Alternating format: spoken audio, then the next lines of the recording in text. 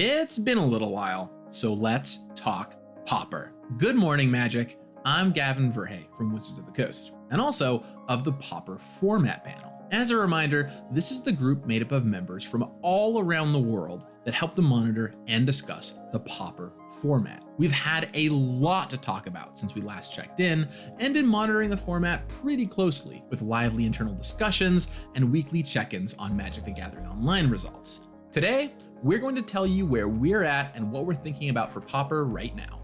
Let's dig in.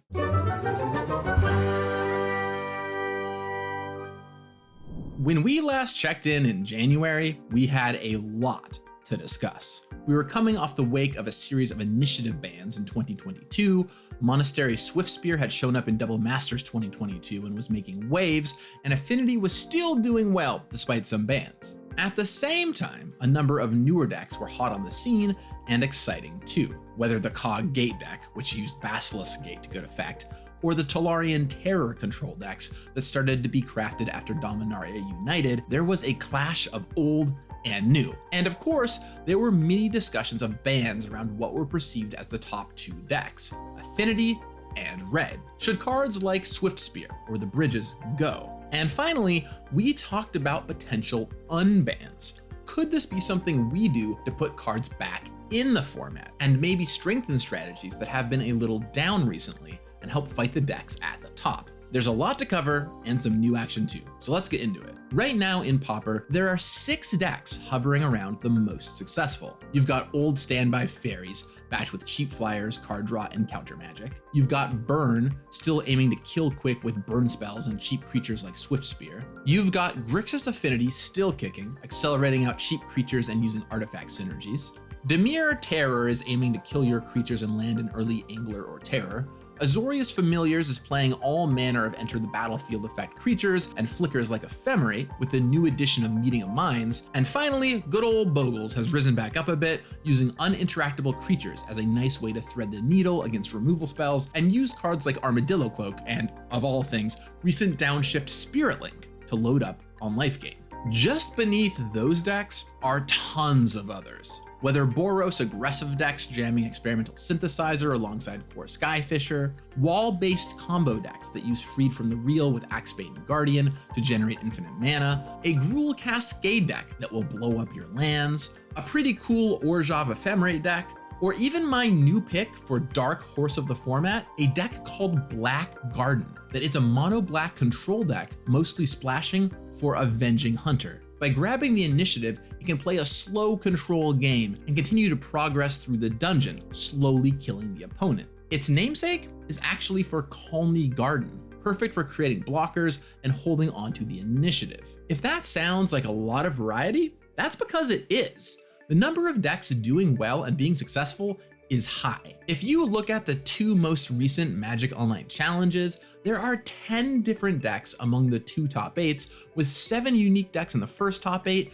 and 6 in the second. Wall Combo even took one of them down. Wall Combo! Of course, I'm just grabbing the 2 most recent ones as of recording this video on June 9th, but this isn't a new trend. It has generally been diverse and with a lot of variety. So, all good, right?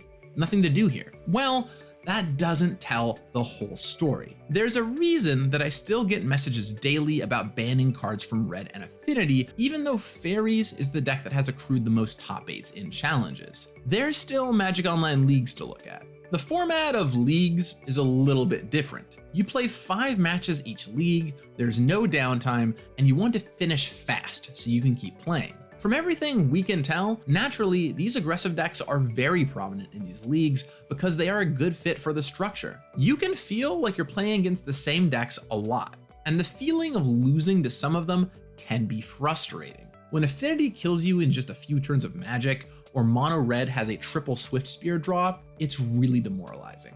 It's an interesting wrinkle to consider. The metagame balance doesn't seem to be off in terms of how the decks do against one another, but the density of a given deck being off, especially when it can be a frustrating matchup, can be very real. And don't get us wrong, they are strong decks, among the top decks in the format. They're not just played because they're fast, they're really good too.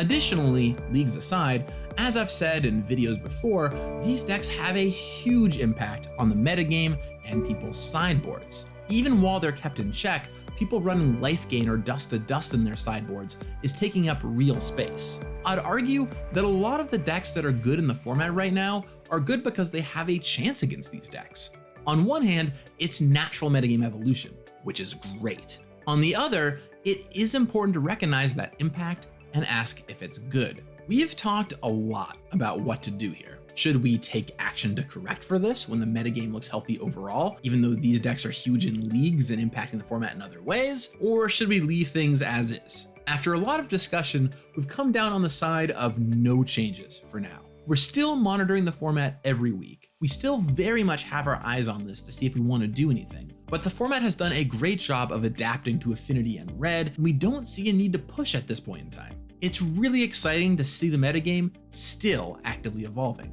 Additionally, some sets this summer, well, at least summer here in this hemisphere, may shake up the metagame further. For example, after the huge impact both Commander Legends sets had on the format, Commander Masters is around the corner. And no, don't take this as some cryptic hint like tons of metagaming changing Pauper cards are in Commander Masters, but there's just a decent enough chance, given history, that something happens. So I predict we will continue to see more metagame evolution this summer too. So now let's talk about unbans. Last time we talked about Hymn to Tourach, Sinkhole, and High Tide as cards we were looking at. What came of that?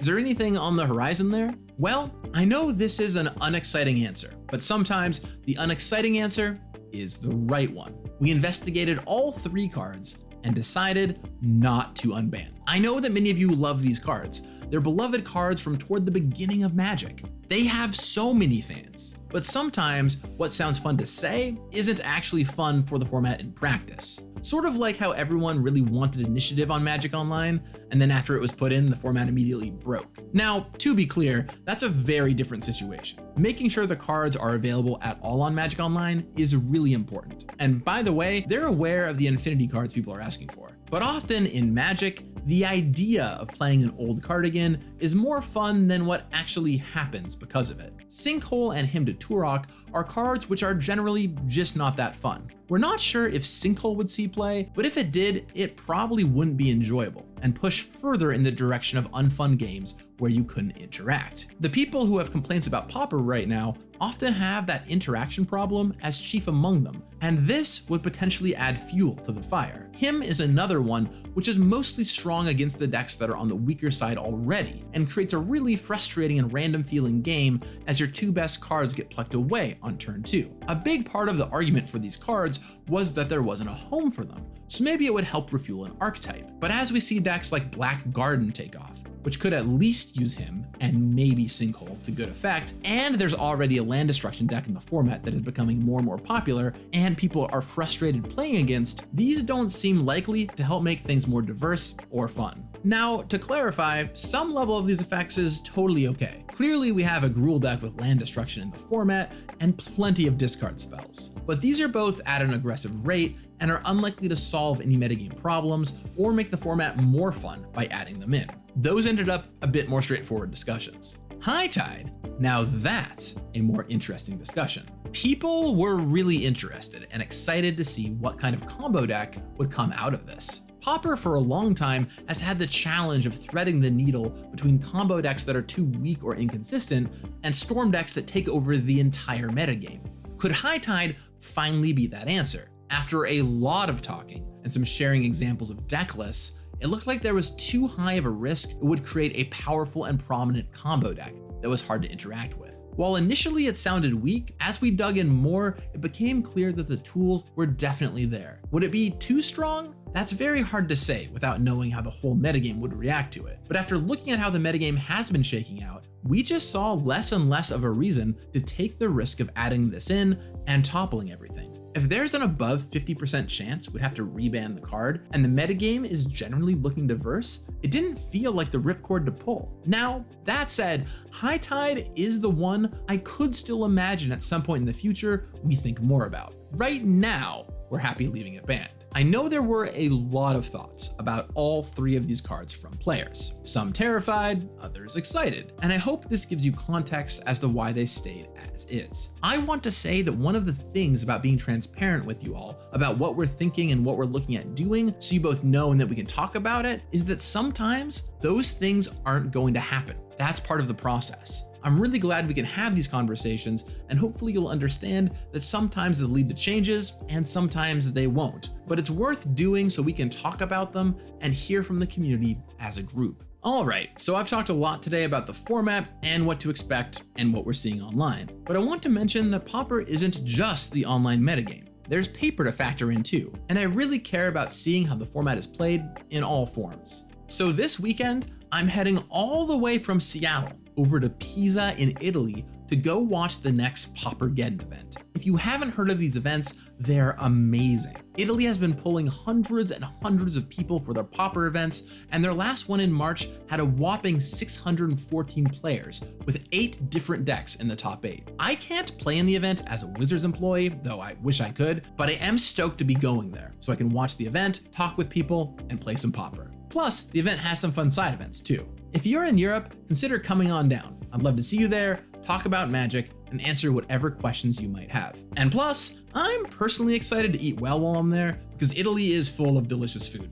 Pauper, pizza, and pasta. What's not to love? I'll see some of you there, I'm sure. In the meantime, on behalf of the entire Pauper format panel, thanks for playing Pauper, and we all hope you're enjoying the format. Let us know any thoughts or changes you'd love to see made in the comments down below. And remember, you got this. 8 cards to 10 cards can now get all card types. For 1 point, Megan, do you know a card?